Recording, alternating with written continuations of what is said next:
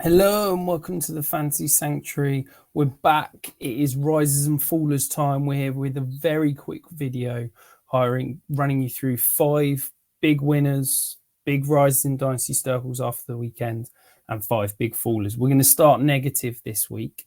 The biggest faller in my eyes, a guy, he's sadly quarterback for my New York Jets, Zach Wilson. I don't think that he's the starter come the end of the season. I don't think he's going to be a starter in 3 or 4 weeks' time. I think that you saw grumblings after the loss last night to the Cowboys that, Garrett Wilson wasn't particularly happy. He had to go and have words with him on the sideline. Breece Hall's not happy. And I think that as long as Zach Wilson is the starting quarterback in New York, I think you risk a revolt from the players on the sideline. And I think that if Robert Saleh is going to want to keep his job, he's going to need to find an alternative option to Zach Wilson. And therefore, I think Zach Wilson's not going to be a starting quarterback, and I don't think he'll ever get another chance. So I think that whatever you can get for him, hopefully you can get a second. Maybe you have to trade Zach Wilson and a third to get a second, but I want him off my roster. I don't want any part of him right now. Next guy, AJ Dillon, feels like he's always been held up as this guy that's, when Aaron Jones leaves. Well, we saw this weekend, AJ Dillon, 76.2 opportunity share, decent matchup against the Falcons, and finished as the RB28. I just don't think he's got the lateral agility to ever be a competent NFL running back. He's a nice complement, nice sort of number 2 in a good offense, but I just don't think he's ever going to be more than that. So, yeah, I'd be selling AJ Dillon. I'd take any second for him right now. I think you might struggle to get a second, but maybe you can get that. This one hurts. Number 3, Rashod Bateman. I've been a believer for the last 3 years. I still believe in the talent. This Ravens offense I've been so impressed with. I think, Lamar's spending more time than he ever has in his career in the pocket as a pocket passer. That should be good things for Bateman. Odell Beckham potentially carrying an ankle injury, but Bateman's still not getting it done. I'm not convinced that he's healthy. Maybe that's it. But yeah, he's got to fall because he's just not producing right now. The 4th one, Gerald Everett. I think Tom and I spoke in the preseason. We were very excited about, what Gerald Everett could be as a potentially sneaky buy, a sneaky sort of, tight end 2 that you could get competent production from if your start was injured or something. But 8.6% target share, just not enough for him to get it done. There's too many mouths to feed. He's probably an injury or 2 away from being relevant. So, yeah, sadly, he's being placed on the tight ends I can't use right now heap. And then the final one, look, Joe Burrow's calf is a serious issue right now. He's not healthy. He's not able to push the ball down the field because that calf is seriously hampering him. And that's affecting Jamar Chase. Okay, it didn't affect T. Higgins this weekend, but he caught 2 touchdowns. I think that ability to push the ball down the field is an issue. What I think the Bengals need to do is probably sit Joe Burrow for a few weeks, get him healthy, and then come back. The problem is at 0-2, I don't know if he can do it. So, yeah, I'm a little bit nervous if I'm a Chase, a Burrow, a Higgins owner.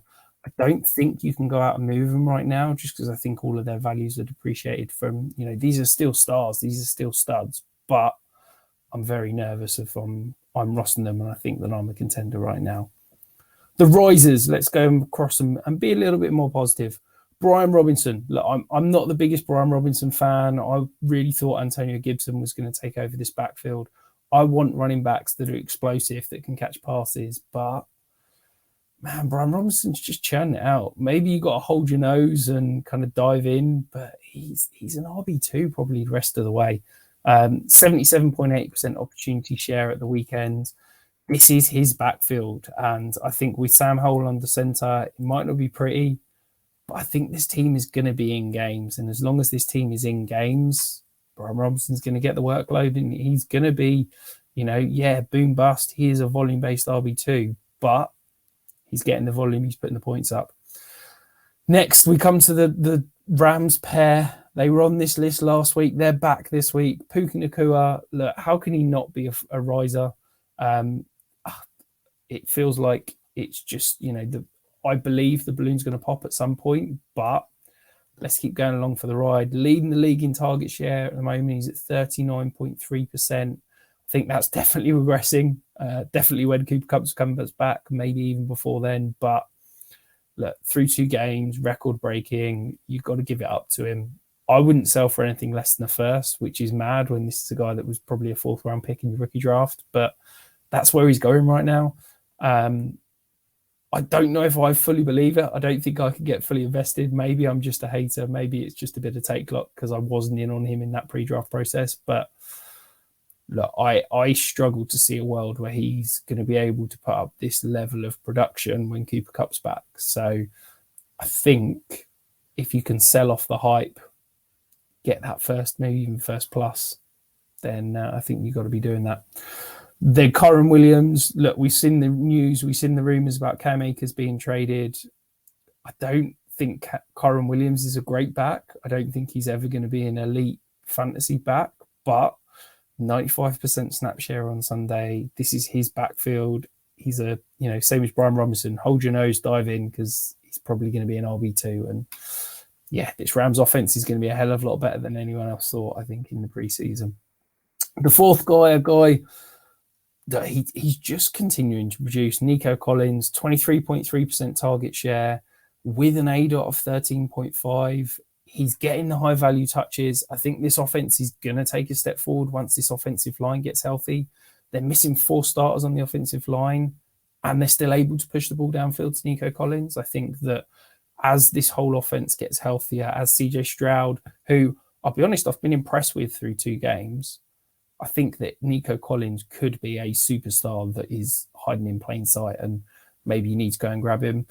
I don't think you need to pay a first for him yet. I mean, maybe his price is around that 2-second point, but yeah, he's a big riser in dynasty value and someone that I think could continue to rise as this season goes.